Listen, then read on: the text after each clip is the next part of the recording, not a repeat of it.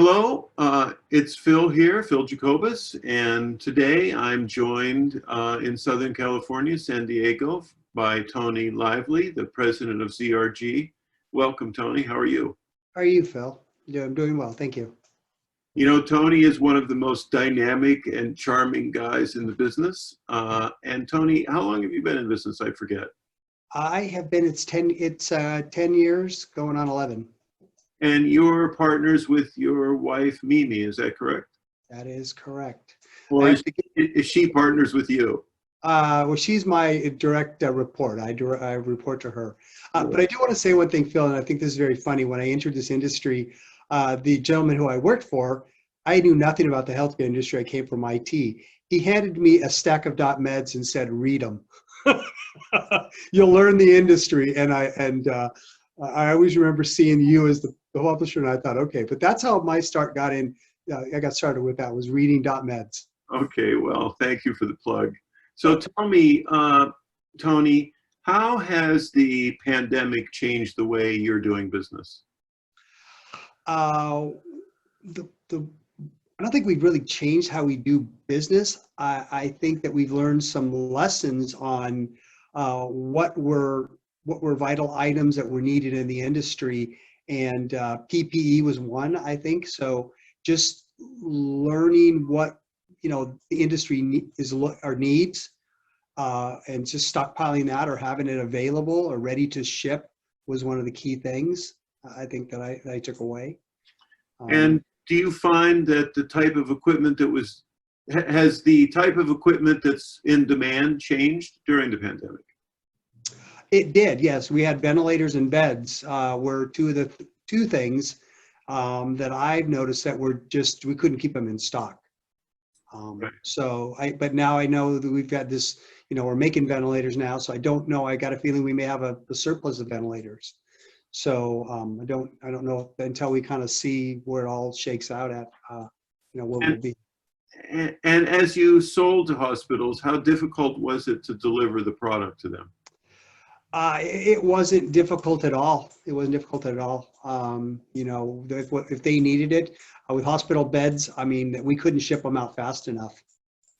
I mean, we couldn't ship. Going forward, do you believe the way that ZRG interacts with hospitals will change? And if so, how?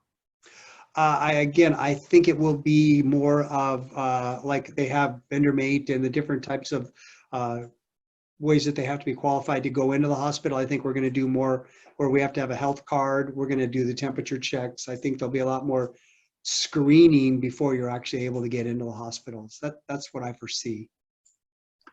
Now, in the industry, there are people like you that stock equipment, and then there are people that are brokers of equipment. How do you think the pandemic will impact the broker market? I think it'll impact it greatly, because if the stocking vendors are the ones that if we didn't have the product on the shelves, those brokers wouldn't be able to get access to the product. So I think, and I really think that this pandemic is going to weed out the herd a little more as far as who's a real player in this market and who's not. I think the ones that stock the equipment, have the equipment patient ready to go, are the ones that will do really well. Right. And because forgive me for saying so, but the internet has changed the way business is done. Oh, big time. Big time. Now, you and I are big fans of attending trade shows. We've attended thousands of them probably in our lives.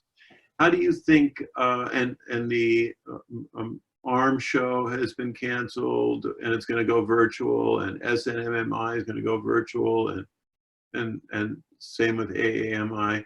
What do you think? Do you think a virtual trade show is going to be as good as a real trade show?